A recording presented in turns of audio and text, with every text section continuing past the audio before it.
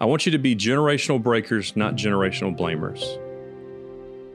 Breaking generational patterns requires understanding and intention, much like redirecting a powerful river that has carved its path through many generations.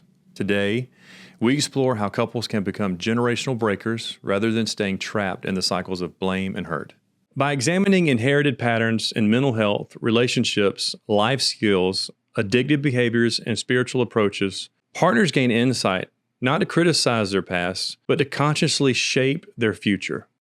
The focus is on creating new family traditions and values that promote healing rather than perpetuating pain. Together, couples can learn to craft their unique family mission statement. As a dad, as a leader of the house, this is where you get to step up to the plate. I want you to establish healthy boundaries. Maybe those boundaries are with family. You can still love them, love on them. Don't blame them, and don't let them in your circle unless it's absolutely vital. But I want you to develop emotional intelligence and maintain consistent routines that build trust and stability.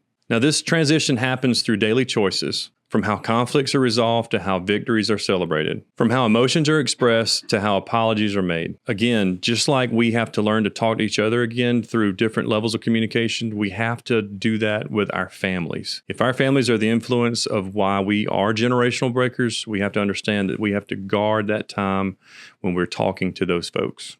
We have to love them. Most importantly, partners learn to create a peaceful home environment that demonstrates the future generations that change is possible.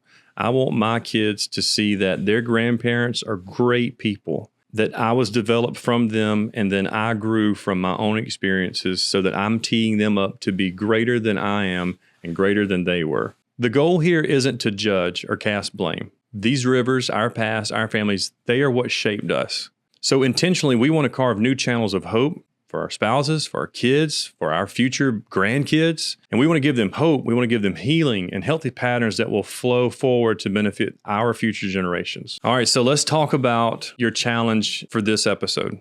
We're going to be writing some more, guys. So just all you men out there, I know this is not your favorite time to do this, but I want you to write. I want you to write a letter to your past.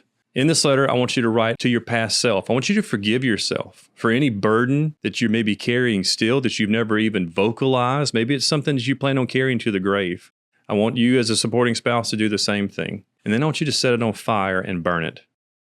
I'm serious. I want you to take it outside after you write all this down, and I want you to burn it. And if you're going through a 12-step program, maybe your sponsor walks you through the same thing once you get to like step 4 and step 9. But I want you to take that outside and I want you to burn it. Then when you get ready, I want you to come back inside. And at some point, I want you to write a letter to your future self. From this moment to the person that you plan to be in the next 5 years. Maybe it's the next year, the next 5 years, and so on. I want you to write a quick note to the future family about the positive changes you're making now. And I want you to share them with each other to keep them as inspiration. So once you get finished writing this letter, if you feel confident about it, share it with your spouse, share it with your kids. But if you want to just hold on to it because it's just too much responsibility, just know that it's okay. You can hold on to that. And the third thing I want you to do, again, is I want you to read Marriage After Addiction together. This workbook is going to help you. It is not going to fix you. I did not write that book to fix every marriage. I wrote it to be a tool to help you.